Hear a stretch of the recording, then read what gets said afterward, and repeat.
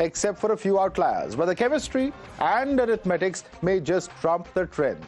Bihar is known for MY factor, but this time we dig a bit deeper.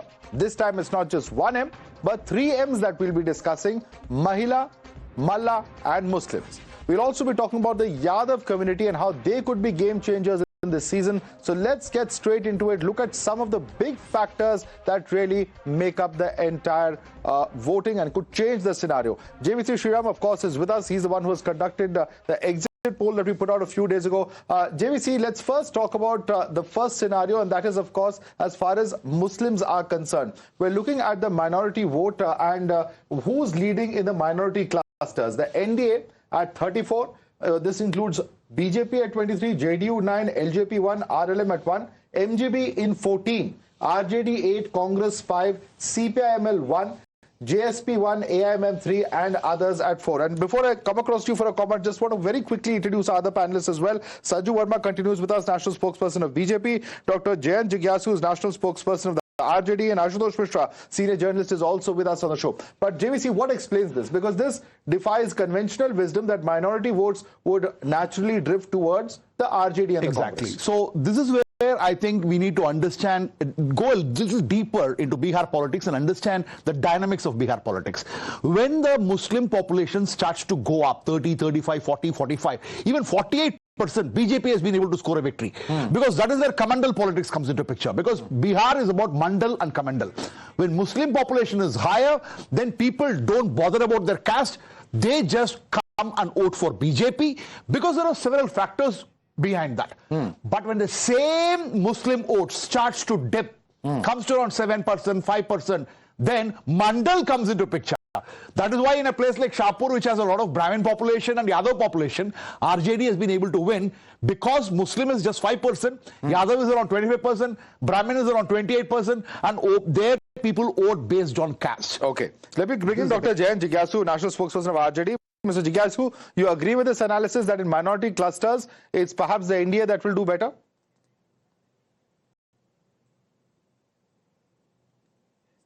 We are quite confident that from the support of all the social strata, we are going to form the government with comfortable majority. And from each region of Bihar, we have garnered support and they have shown trust in the leadership of Tejasvi Yadav. And we are very committed to strengthen the very idea of welfare state.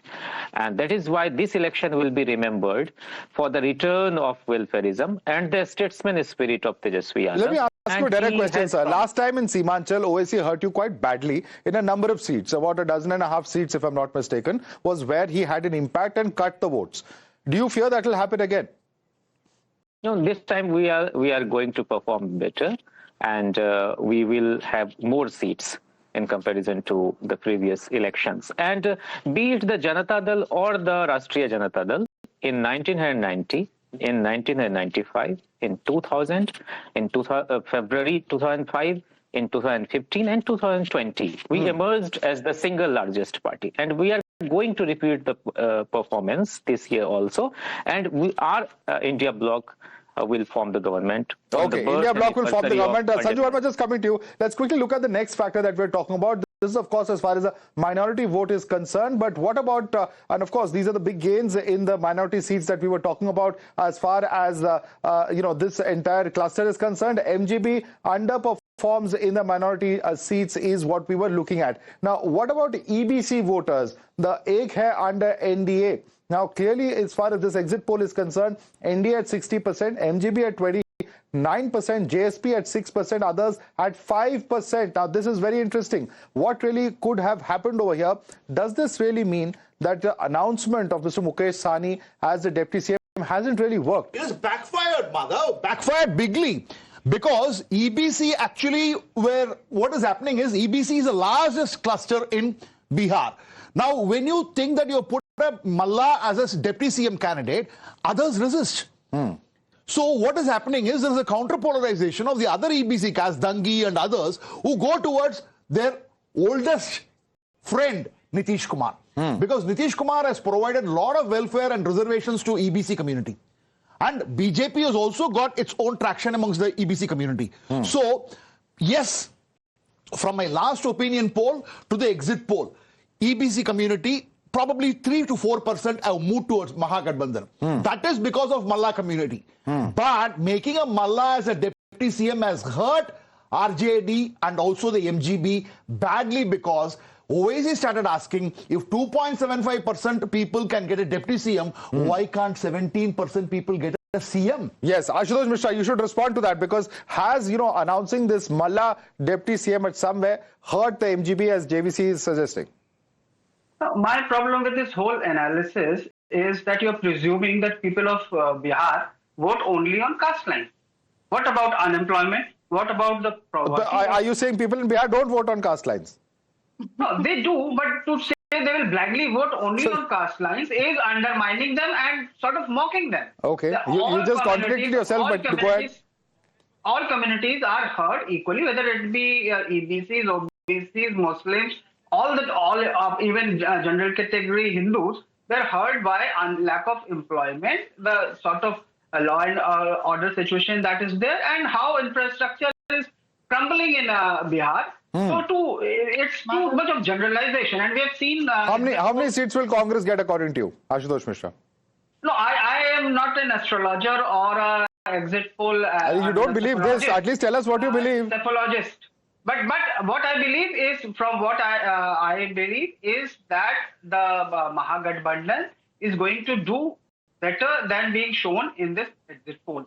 Because if how much better, and what are the reasons? If you have opinion polls which show that Tejasvi Yadav is more acceptable as the CM than Nitish Kumar, then obviously there is some traction that the Mahagathbandhan has. Let me just get a fact check. JVC, did that actually show that Tejasvi is more popular than Nitish Kumar? Or is that he's closer to Nitish Kumar? The gap between Nitish Kumar and Tejasvi has been reducing, but Tejasvi has been leading. But for our September opinion poll, in all the polls, including exit poll, Tejasvi has been leading. Okay. But you have multiple choices in NDA.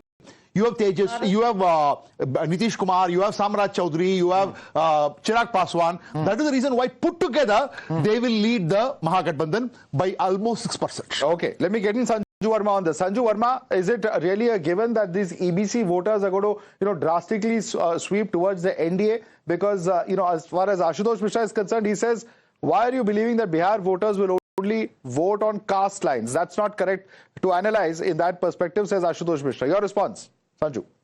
Madhav, very quickly. First and foremost, the NDA is headed for a big victory, because thanks to Prime Minister Narendra Modi, the concept of anti-incumbency no longer exists. We've transformed that into pro-incumbency. My second point is this.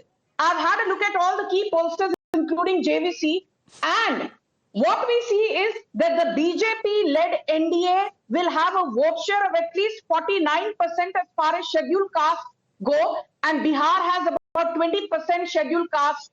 And we are told that when it comes to Ati Pichda Varg, as in EBCs, which constitute 36% of the electorate, the NDA's vote share will be 58% vis-a-vis the MGB's 26%. And don't forget that OBCs also have 27% in terms of their contribution to the electorate, and there the NDA is supposedly going to have a 63% vote share, and the MGB only 19% vote share. So my second point is, even if you look at EBC, OBC and the Dalit electorate, the NDA is far ahead in terms of vote share vis-a-vis the MGB. Okay. And my third point is this: Begani Shadi mein Abdullah Diwana. Jab MGB jeetegi hi nahi, how does it matter if Tejasvi Yadav is the most popular or Rahul Gandhi suddenly decides कि नहीं भाई centre में कुछ नहीं हो रहा है, मुझे बिहार का मुख्यमंत्री बना दीजिए? The fact is, the contest was fought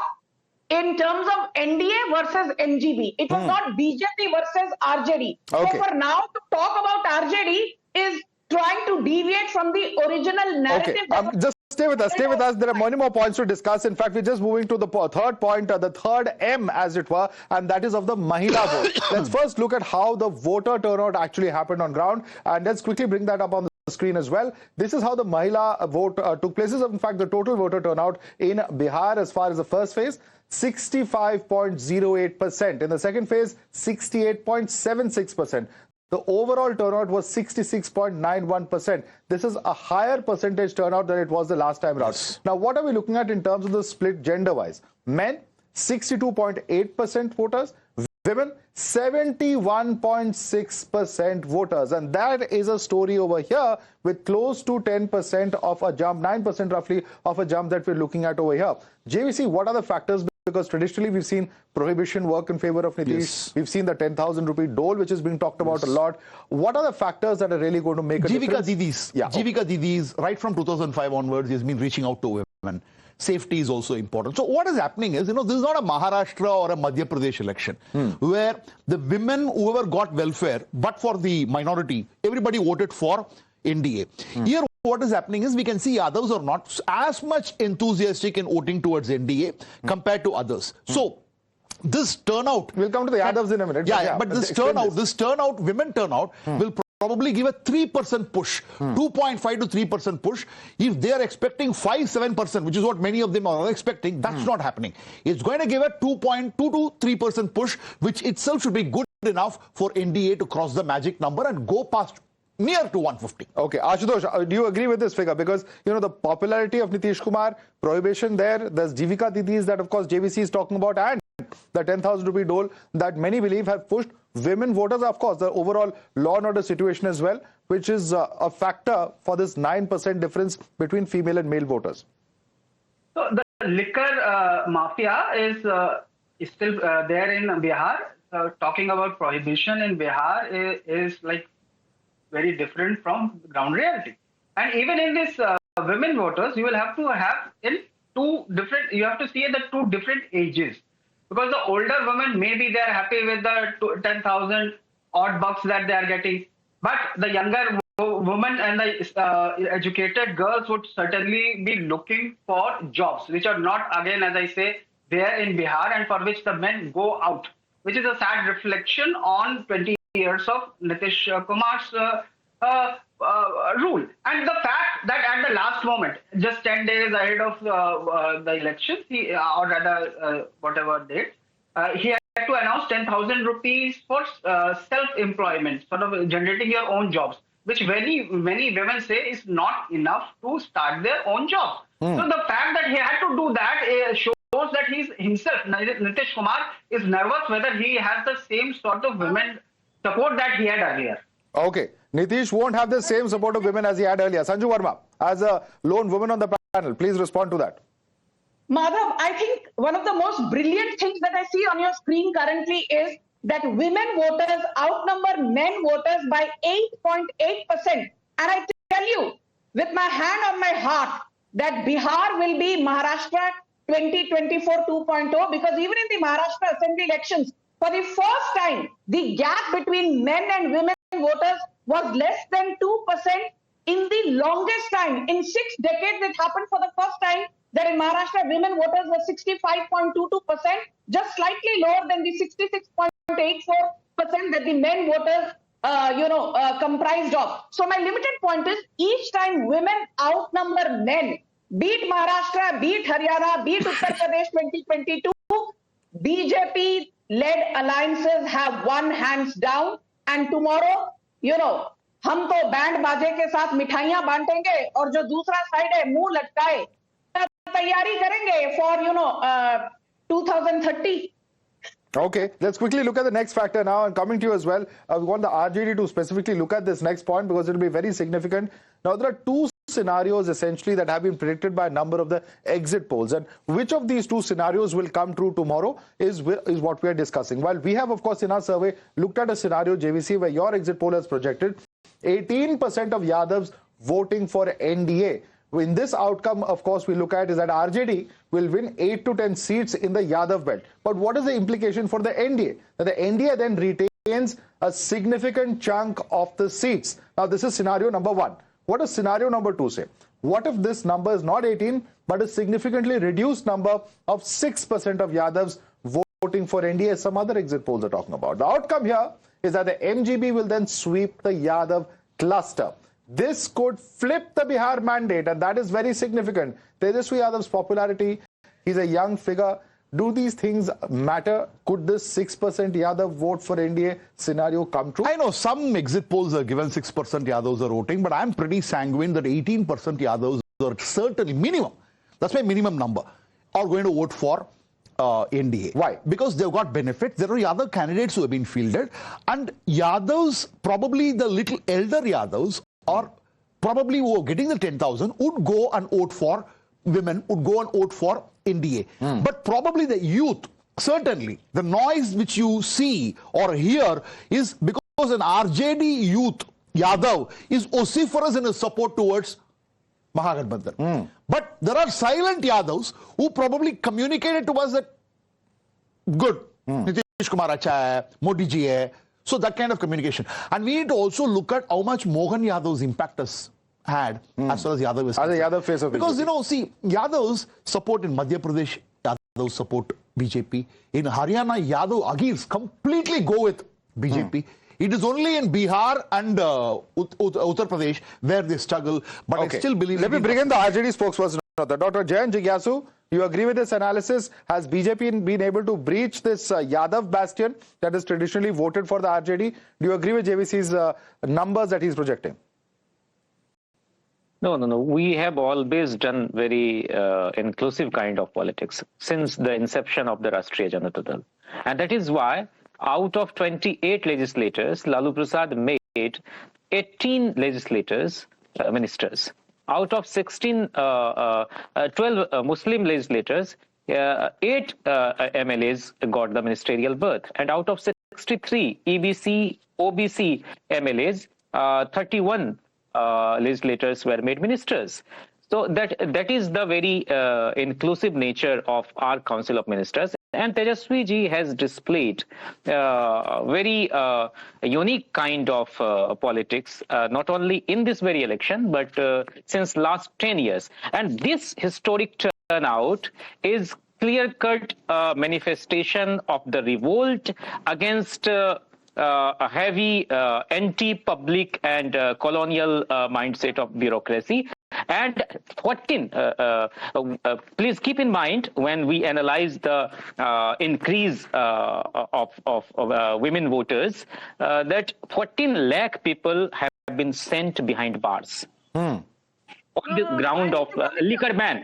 And think of the plight of those women and children who somehow managed to get their food and get the... Sir, RJD talking about law and order in Bihar, of course, the BJP would have serious problems with that. But yes, Sanju Verma, look at the law and order situation that exists in Bihar and don't just, dump us or associate us with certain castes and communities. We have an inclusive approach, says the RJD. Your response, Sanju Verma.